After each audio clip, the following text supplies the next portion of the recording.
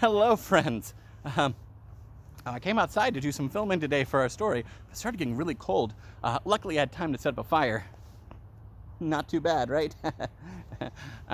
Well, first off, I want to thank everybody who's been following us on Facebook and Twitter and contributing to this story. I'll give you some special shout-outs here soon. And also to everybody who has donated to our GoFundMe campaign for Save the Story School. It means so much. It means that we're going to be able to keep our stories going, reach an even greater audience, and really entertain and help educate a lot of students out there through our interactive stories. So without any further ado, let's jump in to where we last left off. So on the first day of ChrisMust, I had fallen down a portal into this strange tunnel and had navigated the tunnel until I got to the very end where I saw a strange creature, but I had forgotten what it was. But thanks to all of you on Facebook and Twitter, we got some lovely suggestions. I took the top 3 suggestions I found and decided to try to combine them together. So we're in for a strange one today, folks. Anyway, I saw this strange creature. Casey suggested the creature was a lumberjack. Lise suggested the creature was a yeti, and Kitty suggested the creature was a unicorn. Well, they were all right. I had just gotten it confused inside my head and forgot what I saw. But there in front of me was a 10-foot-tall yeti lumberjack named Casey Elise. But I didn't know its name at first, so I just called it. It corrected me very quickly. Let me know they went by she, they pronouns, and they were Casey Elise. And they stood there, towering over me. Well, stranger, what are you doing in these parts? You look cold and you don't look like you're from around here. Well, after getting adjusted to the strange creature and its kindness, which I was not expecting out of a 10-foot-tall yeti whose occupation included wielding an axe,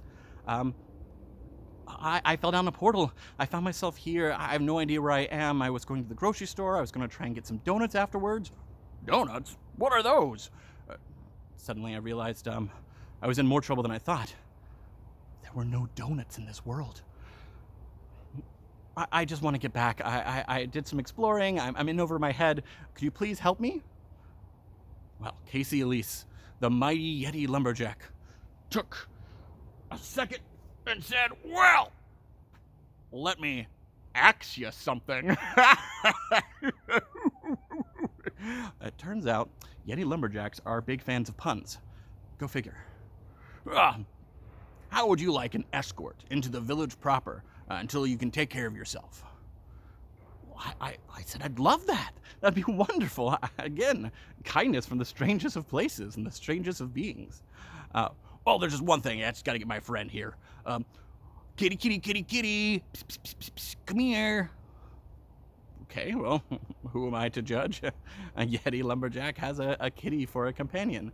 But it wasn't a cat that came running up. No, it was a miniature, adorable little unicorn named Kitty. Oh, there you are, Kitty. Thanks for coming so quickly here. We got a new friend. Say hello. And this kitty, this tiny, precious little unicorn, spoke to me in the most disconcerting voice. Hey. Was not expecting that out of the unicorn. Are we adopting another one, Casey? Now, Kitty, is that any way to treat one of our stranger friends over here? We're going to escort them to the village. What do you say? All right. I tried not to draw attention to the strange voice coming from such a majestic and miniature creature. But we made our way to the village. Walking. Still a little bit cold. But when we got close, the lumberjack yeti stopped short of the village proper and said that they could go no further. Apparently they weren't as welcome in the village as anyone else was. Well, I thanked them for everything they did, asked if I could do anything for them.